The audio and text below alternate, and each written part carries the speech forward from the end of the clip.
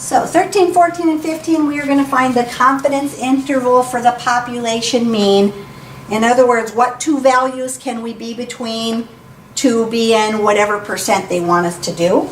Our formula that we are going to use is this. X bar, that's your sample mean.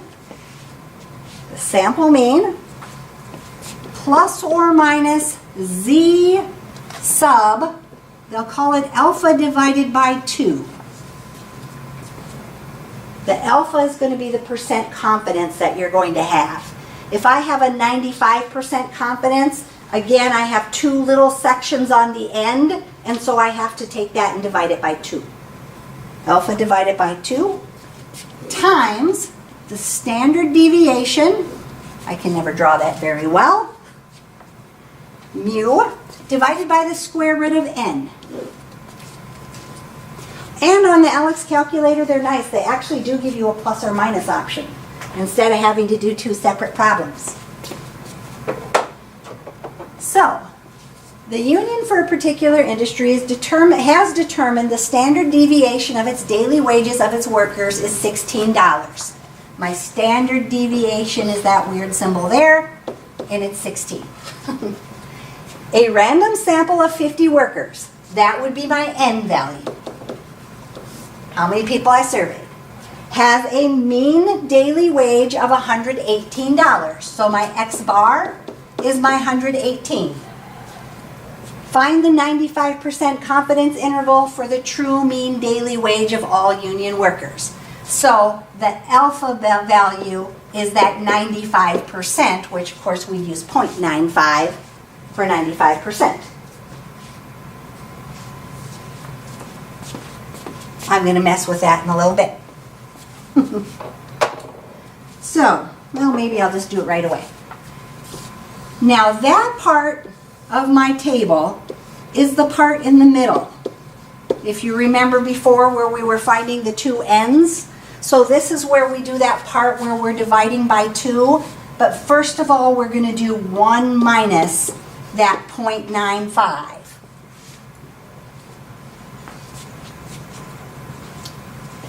Which gives me 0.05. 0.05 would be both of the two sections, but we only want one of the sections, so we're going to divide it by 2. And so we're going to use 0.025, and that's going to go in here for this value here. 0. Yep, let me erase that so I can write it so you can read it. 0.025.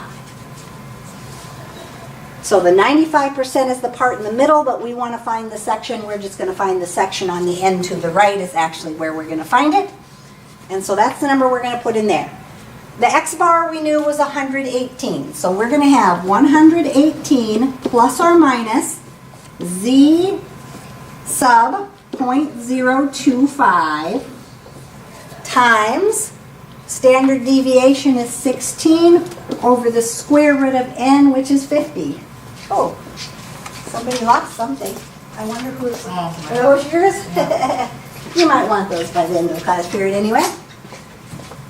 All right. Now we're going to put that into the Alex calculator.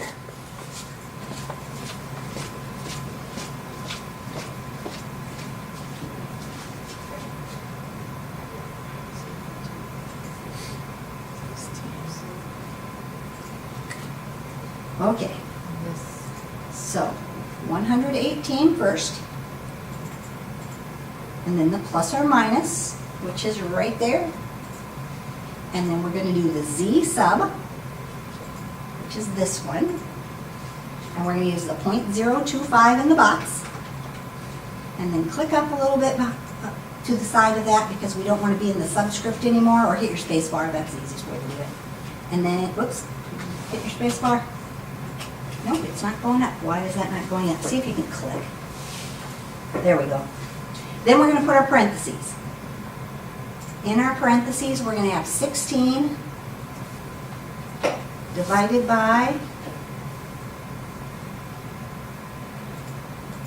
the square root of 50.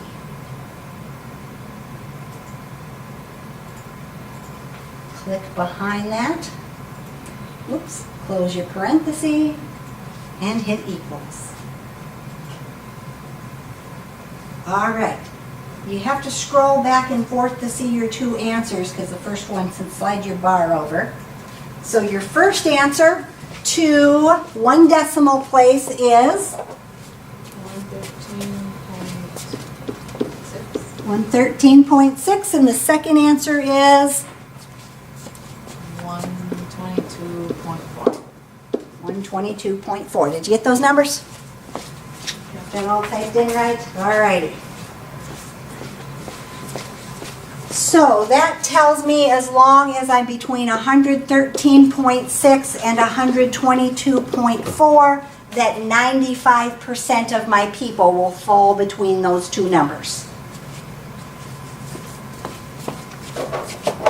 All right. So next two, we're going to do the same formula on both of those. So again, X bar is my mean, plus or minus the Z sub, and they write it as alpha divided by 2, but we have to do a little work on that, times the standard deviation over the square root of n. So, the lifetime of a certain brand of electric bulb is known to have a standard deviation of 53 hours. Standard deviation we know is 53. Suppose that a random sample of 90 bulbs, so we know the n is going to equal 90, has a mean lifetime value of 475 hours. X bar is going to be 475. This time we're going to do a 99% confidence interval. So, that's going to be a lot of our table. 99% is going to be in the middle. We have to find the end, and so we said we were going to take 1 minus the 0.99 first, which gives you 0.01. Because there's two sections, we're going to divide it by 2, and so we would get 0.005. So 0.005 here, 0.005 is also over there, but that's the number we're going to use then in our Z sub. 0.005 is what we're going to put in there for that value. All right. So our formula, X bar, 475, plus or minus Z sub 0.005 times standard deviation is 53 over the square root of n, which is 90.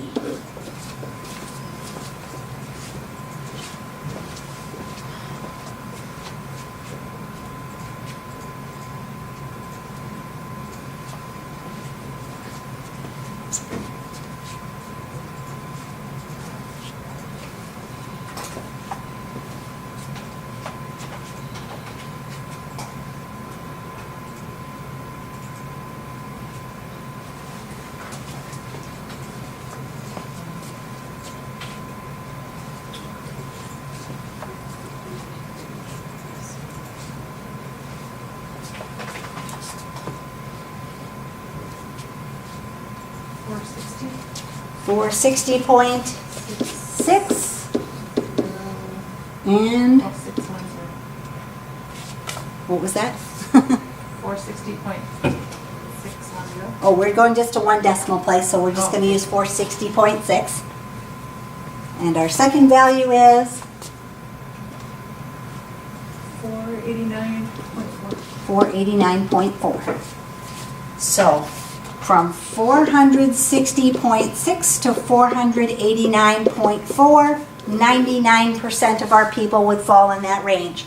Notice that your mean value is somewhere between those. So if you're looking at your answer and this number isn't between the upper and the lower, you know you typed something in wrong.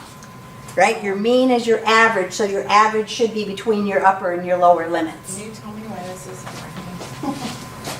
Let me see here. Oh, because see how this is dropped down? We didn't get it up. Remember we were having trouble with that? Just backspace it. Keep going. Keep going. There you go. Now we have to click up here higher. There you go. So the parenthesis isn't in that subscript. Now try her. So we have 53 on the top, divided by the square root of 90.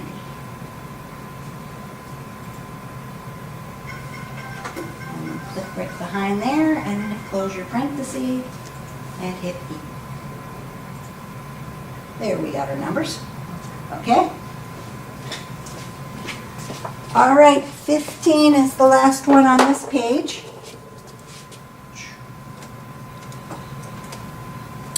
The mean diastolic blood pressure for a random sample of 80 people was 88 millimeters of mercury. The standard deviation of the individual blood pressure readings is known to be 12 millimeters of mercury for a 90% confidence interval. For the true mean, we want to find our lower and our upper limits.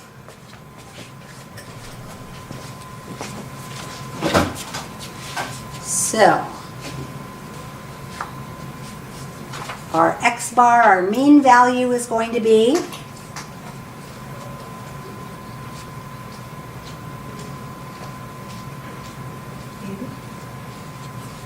the 80 is which value? The N value. What's the X bar value?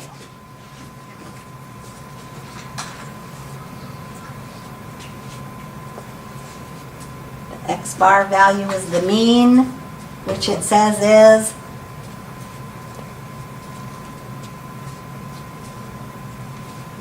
88, right? It says the mean diastolic blood pressure for a random sample of 80 was 88. So 88 plus or minus Z sub. We have to figure out what number should go in there for our subscript if we're going to do a 90% confidence interval. So 90% is in the middle. 1 minus 0.90. So we're going to do 1 minus 0.9, which is 0.1, and then we're going to divide it by 2 because we have 2 sections, which gives us 0.05. So this is 0.05. This also has an area of 0.05. The whole thing adds up to 100%. So we're going to use 0.05 there. Times our standard deviation is 12 over the square root of n, which is 80. And there's our numbers we're going to plug into the calculator.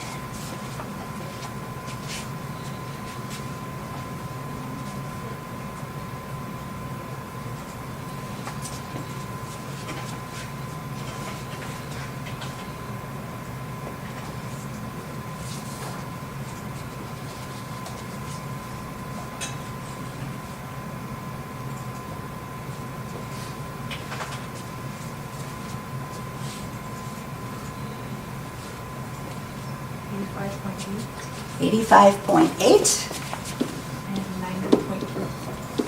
and 90 point what? 0.2. 90.2. So 90% lie between the 85.8 and the 90.2. Again, you can see the mean value 88 would be between those two numbers. So it gives you a good idea that, yeah, you punched that in correctly. The mean should be in the middle of my upper and lower somewhere. Okay.